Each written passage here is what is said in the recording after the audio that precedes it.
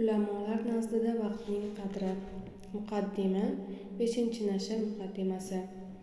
Barcha yordam va yengillik egasi bo'lmish olamlarning Robbi Alloh taologa hamdu sanolar, bashariyatga xushxabar berib ogohlantiruvchi payg'ambar bo'lgan Sayyidimiz Muhammad sallallohu alayhi vasallam va u zotning ahli oilasi, ashablari va nur taratuvchi to'g'ri yo'llariga ergashganlarga qiyomat kunigacha salovat va salomlar bo'lsin.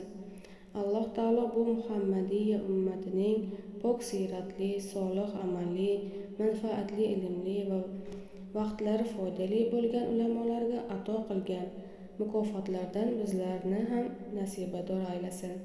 Bu ulamolar hayotlik chog'larida ham, vafotlaridan keyin ham tolib ilmlar va foyda oluvchilarga yaxshi namuna va turtki bo'lganlar.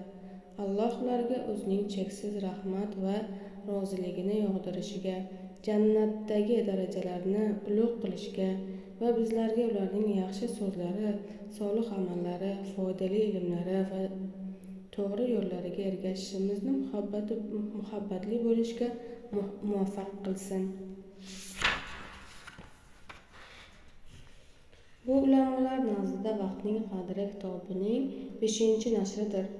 Ushbu yangi nashrga juda muhim bo'lgan ko'plab yangiliklarni qo'shdim. 4 va undan oldingi nashrlarda bo'lmagan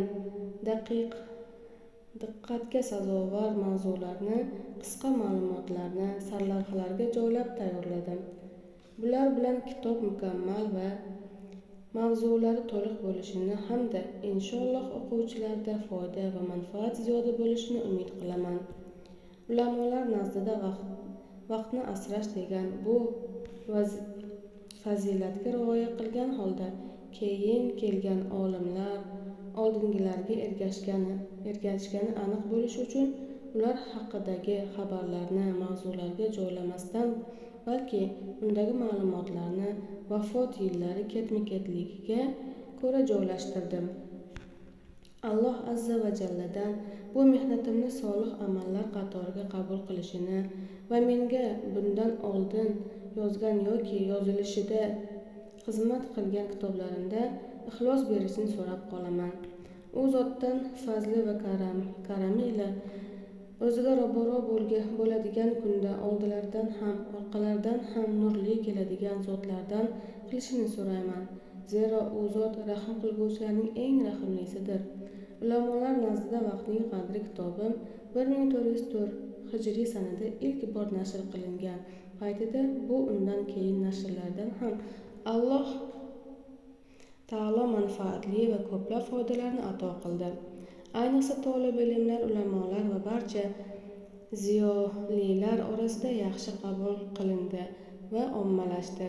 Ko'plab hurmatli ustozlarni bu mavzuda kitob yozishiga, undan foyda olish hamda kitobdagi xabarlar va ma'lumotlardan iqtibos keltirishga bo'lgan g'ayratlarini qo'zg'atib yubordi.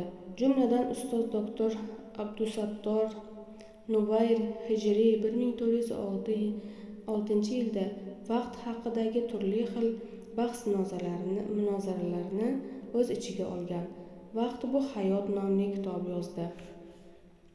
Keyinchalik ustoz Xoldun al-Ahdab hijriy 1407-yilning boshida vaqtning qadri to'g'risida fikr-mulohazalar nomli kitob yozdi. U kitobdagi ko'plab xabarlar va ma'lumotlar yuqorida ismi zikr qilingan kitoblardan olingan.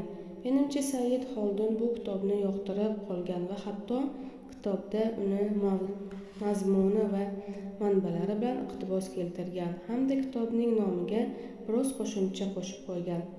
Kitobsevar o'quvchilarning kitobimdan foyda olganlari va undan to'laligicha iqtibos keltirishni meni quvontiradi. Zero uni ilm va tahsil olish yo'lida o'zimni bir shogirdim deb bilaman. Lekin kitobda keltirgan ma'lumotlarni qayerda iqtibos qilib olganligini omonat yuzasidan keltirishni eslab qo'yishni xohlardim. Chunki ulamolar har qanday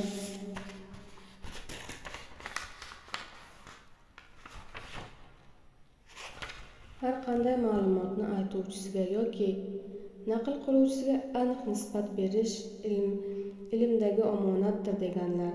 Keyinchalik yana bir ustoz Josim ibn Muhammad ibn Badr al-Mutavvi Hijr 1408-yil oxirlarida Vaqt, tiriklik yo halokat nomli kitobini yozdi. U kishining kitobida keltirilgan aksar ma'lumotlar ham mening kitobimdan olingan va qo'shimcha tarzda o'zining pand-nasihatlari va ko'rsatmalari bilan qo'shib qo'ygan. Lekin u ustoz ham olingan ma'lumotlarni manbasini keltirishni unutgan yo o'zini unutganga solgan. Hatto mening kitobimni eslab o'tishni ham xohlamagan va o'zgartirishga uringan. Ba'zi ko'chirilgan ma'lumotlarni u kishidan oldin kitobimdan iqtibos olgan ustoz Xoldunning kitobiga nisbat berganini ko'rish mumkin. Imom Shofiyning Alloh u zotdan rozi bo'lsin bir ajoyib gaplari bor. Bir lahza bo'lsa-da do'stingga rioya qilgan, bir so'zini o'rgatgan kishini ham unutmay, o'z egasiga so'zlarning nisbatini bergan. Bunday kishi marddir, aslo unutmang. Ulamolar nazdida Vaqtning qadri kitobim bir qancha kamchiliklari bo'lishiga qaramay, 20 yil davomida tafsir, hadis, fiqh, tarix, siyrat, tarjimasi asarlari, geografiya, lug'at, grammatika, odob, axloq va boshqa ilmiy kitoblarni mutolaa va murojaat qilganimning mahsulidir. Kitob ichidagi ma'lumotlarni jamlash, saralash, ular olingan manbasini keltirish, ularni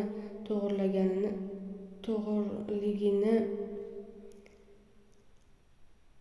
aniqlash va tahqiq qilish hamda chiroyli tarzda chop etilishi ushbu yillardagi mehnatlarimning mevasidir. Albatta bularning barchasi shuhrat yoki xo'jako'rsinga emasligini Alloh taolo biladi. Lekin bular muqaddas dinimiz bizga o'rgatgan omonat va odobdir. Zotan yuqorida Imom Shofiyning bu borada aytgan go'zal so'zlarini keltirib o'tdim. Hidoyat qilish Allohdandir.